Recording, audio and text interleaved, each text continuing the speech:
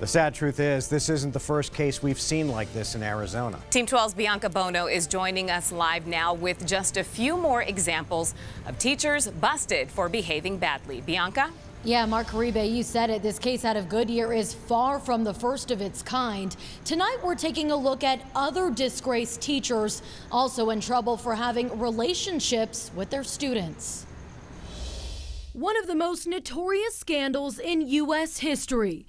Mary Kay Letourneau, a sixth grade teacher, in a relationship with her 12-year-old student, Vili Falau. She goes behind bars in 1998 for 6 months, then gets out and becomes pregnant with Falau's baby while he's still underage, landing her time in prison. After her release, the two end up married for 12 years before divorcing just last year. In Chandler, a teacher-student love triangle ending in murder. Tamara Hoffman, a math teacher at El Dorado High School, having sex with one of her 18-year-old students when her fiancé, a former student, walks in.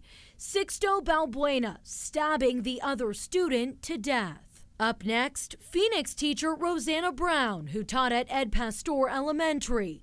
Brown posing as a cheerleader at her own school and texting a 14-year-old student, luring him into a dark hotel room to have sex. The boy not realizing it was his teacher until he turned on the lights.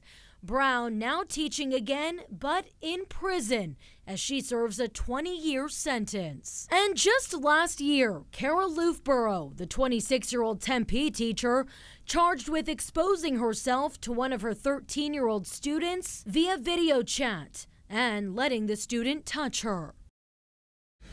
And if found guilty, Goodyear teacher Brittany Zamora could face 20 years in prison. We're live in Phoenix. Bianca Bono, 12 News at 10. Arizona's most wanted.